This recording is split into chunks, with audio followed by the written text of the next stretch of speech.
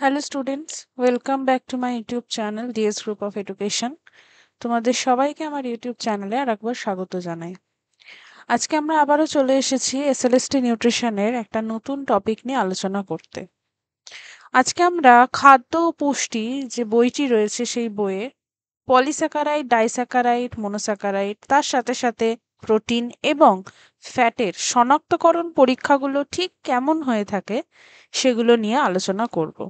তাই আজকের টপিক হচ্ছে আইডেন্টিফিকেশন টেস্ট অফ ম্যাক্রোনিউট্রিয়েন্টস। তো চলো শুরু করা যাক আজকের ক্লাস। ভিডিওকে অবশ্যই প্রথম থেকে শেষ পর্যন্ত দেখবে। যদি কোনো রকম সমস্যা থাকে তাহলে আমাকে কমেন্টে জিজ্ঞেস করতে পারো, এবং যাদের ব্যাচ কোর্স বা ক্র্যাশ কোর্স রিলেটেড কোনো কোয়ারি রয়েছে তারা ডেসক্রিপশনে দেওয়া হোয়াটসঅ্যাপ নাম্বারে অথবা মেলে কিন্তু যোগাযোগ করতে পারো। শুরুতেই যে পরীক্ষাটা রয়েছে সেটা হচ্ছে পলিস্যাকারাইড, ডাইস্যাকারাইড, মনোস্যাকারাইডের শনাক্তকরণ, দ্রাব্যতা পরীক্ষা বা সলিউবিলিটি টেস্ট। কি বলেছে এই পরীক্ষাতে? এই পরীক্ষাতে প্রথমে একটি টেস্ট টিউব নিতে হবে। তারপরে অল্প পরিমাণ প্রদত্ত পলিস্যাকারাইড, মানে আমাকে যে স্যাম্পেলটা দেবে বা আমার কাছে যে স্যাম্পেলটা রয়েছে সেই স্যাম্পেলের নমুনা নিয়ে তাতে 10 মিলিলিটার ডিস্টিলড ওয়াটার বা পাতিত জল মিশিয়ে খুব ভালোভাবে শেক করতে হবে বা ছাকাতে হবে। তাতে আমি কি দেখতে পাবো? তাতে আমি দেখতে পাবো যে যখন ঠান্ডা জলে ওই যে স্যাম্পেল সেটাকে ঠিকমতো মিশ্রিত কিন্তু হবে না, এবং একটা ঘোলাটে রকমের দ্রবণ আমরা পাবো। সেখান থেকে আমরা এটাই সিদ্ধান্ত নিতে পারবো যে যে পলিস্যাকারাইড রয়েছে সেই পলিস্যাকারাইড ঠান্ডা জলে কোনো রকম কিন্তু দ্রবণীয় হয় না। ঠিক সেম ভাবে একটা টেস্ট টিউবে আমরা নেব জল, এবং তারপর সেই স্যাম্পেল নেব এবং সেটাকে যদি আমরা খুব ভালোভাবে হিট করি বা টেম্পটেড করা হয় তাহলে তারপরে ঠান্ডা করা হবে, এবং ঠান্ডা করার পর আমি কি পর্যবেক্ষণ করতে পারবো? যে দ্রবণটাকে যখন উত্তপ্ত করা হলো তখন দ্রবণটা মিশ্রিত হয়ে পরিষ্কার ঘন দ্রবণ কিন্তু প্রস্তুত করবে, এবং এক্ষেত্রে বোঝা যায় যে পলিস্যাকারাইড গরম জলে দ্রবণীয় কিন্তু ঠান্ডা জলে অদ্রবণীয়। নেক্সট হচ্ছে মলিসের টেস্ট। এই টেস্ট এই টেস্টে আমরা কি করব? একটা টেস্ট টিউবে দ্রবীভূত 5 মিলিলিটার কার্বোহাইড্রেটের একটা নমুনা নেব।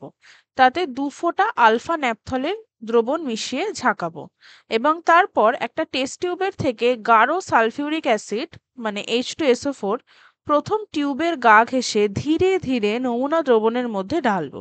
এবং তার থেকে আমি কি পর্যবেক্ষণ করতে পারবো? যে নমুনা দ্রবণ এবং অ্যাসিডের সংযোগ স্থলে, তার মানে এই আমার টেস্ট টিউব, এই আমার নমুনা দ্রবণ, এই আমার অ্যাসিড ধরে নিলাম, এবং তার সংযোগ স্থলে একটা বেগুনি রঙের কিন্তু বলয় তৈরি হয়েছে। তাই সিদ্ধান্ত কি করব? যে নমুনা দ্রবণে কার্বোহাইড্রেট আছে বলে কিন্তু প্রমাণিত হলো। সব রকম কার্বোহাইড্রেটের উপস্থিতিতেই এই প্রকার বলয় দেখতে পাওয়া যায়। কোন প্রকার? এই বেগুনি বর্ণের বলয় দেখতে পাওয়া যায়। তবে পলিস্যাকারাইডের উপস্থিতির ক্ষেত্রে এই বলয় কিন্তু গঠিত হতে বেশি সময় লাগে। তারপর হচ্ছে আয়োডিন টেস্ট। এক্ষেত্রে একটা টেস্ট টিউবে যে আমাকে স্যাম্পেলটা দেওয়া হবে কার্বোহাইড্রেটের ঠান্ডা দ্রবণ নেওয়া হবে, এবং এর মধ্যে 1 ফোঁটা লঘু আয়োডিন দ্রবণ যোগ করা হবে। দেখা যাবে যে দ্রবণটি নীল বর্ণ ধারণ করে, এবং তার সাথে সাথে আমরা যদি দেখি যে প্রদত্ত কার্বোহাইড্রেট দ্রবণটিতে স্টার্চের উপস্থিতি কিন্তু এটা প্রমাণ করে থাকে। নেক্সট আবার আমরা সেম দ্রবণকে উত্তপ্ত করব, এবং উত্তপ্ত করার পর আমরা যদি দেখি পর্যবেক্ষণে কি দেখতে পাবো? যে উত্তপ্ত করলে নীল বর্ণ কিন্তু অদৃশ্য হয়ে যায়, এবং এখান থেকে আমি এটা সিদ্ধান্ত নিতে পারি যে প্রদত্ত কার্বোহাইড্রেটের দ্রবণটিতে ডেক্সট্রিনের উপস্থিতি কিন্তু আমরা প্রমাণ পাচ্ছি।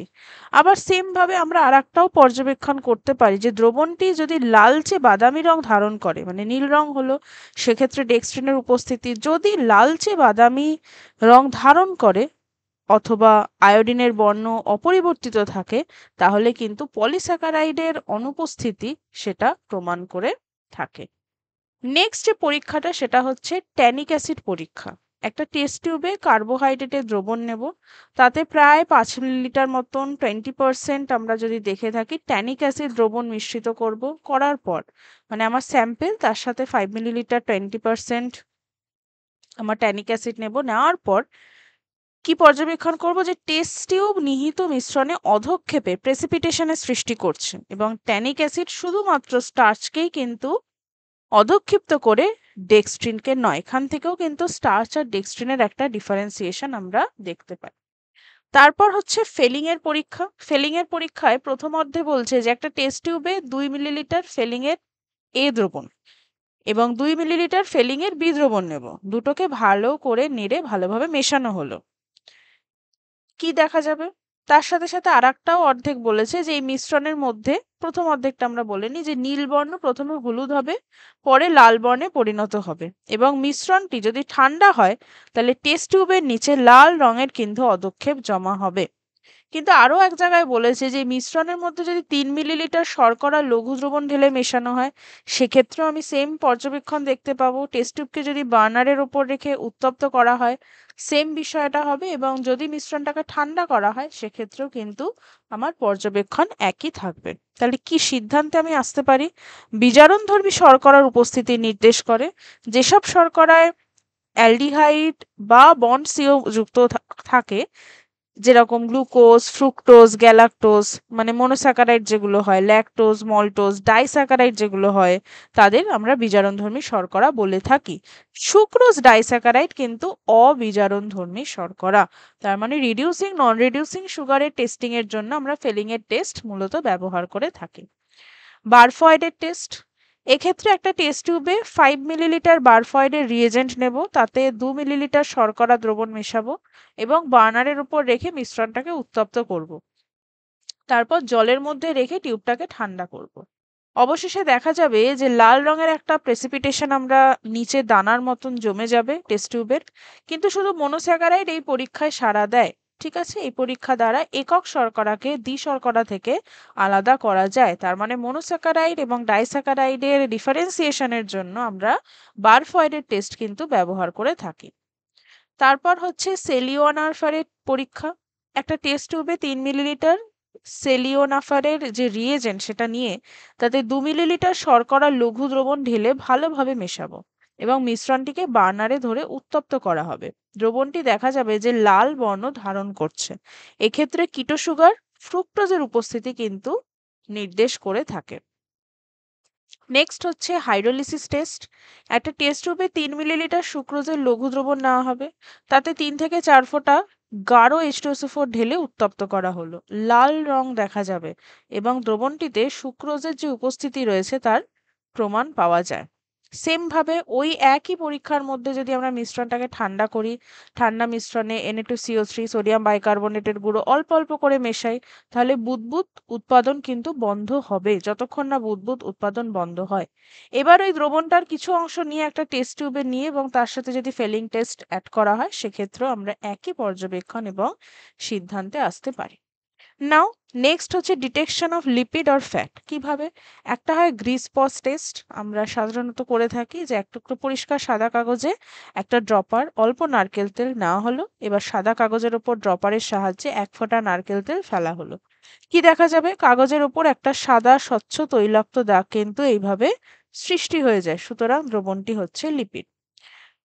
স্যাপনিফিকেশন টেস্ট।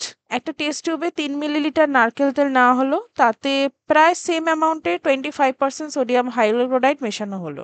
এরপর মিশ্রণ সহ টেস্ট টিউবটা ফুটন্ত ওয়াটার বাথে প্রায় আধ ঘন্টা রেখে দেওয়া হলো। টেস্ট টিউবে 3টে পৃথক স্তর সৃষ্টি হবে। ওপরের স্তরে তেল, মাঝের স্তরে সাবান এবং নিচের স্তরে ক্ষার এবং গ্লিসারল। তাহলে আমরা কি সিদ্ধান্তে আসতে পারি? যে লিপিডে উপস্থিত ফ্যাটি অ্যাসিড সোডিয়াম হাইড্রক্সাইডের সঙ্গে বিক্রিয়া করে সাবান তৈরি করে এবং দ্রবণটি কি? দ্রবণটি হচ্ছে লিপিড। নেক্সট হচ্ছে প্রোটিনের আইডেন্টিফিকেশন। একটা বিকারে প্রোটিনের সাদা অংশটি নেওয়া হবে এবং তাতে প্রায় 200 মিলিলিটার ডিস্টিল ওয়াটার দিয়ে ওটাকে মেশানো হয়। তারপর তাপতঞ্চন প্রক্রিয়া বা হিট কোয়াগুলেশন টেস্ট বলছে একটা টেস্ট টিউবে মানে ওই প্রায় 5 মিলিলিটারের মতন প্রোটিন দ্রবণ মানে ডিমের যে সাদা অংশ বা অ্যালবুমিনের দ্রবণ নেওয়া হবে এবং তাকে উত্তপ্ত করা হবে। তারপর তাতে 2-3 ফোঁটা অ্যাসিটিক অ্যাসিড যোগ করে উত্তপ্ত করা হবে।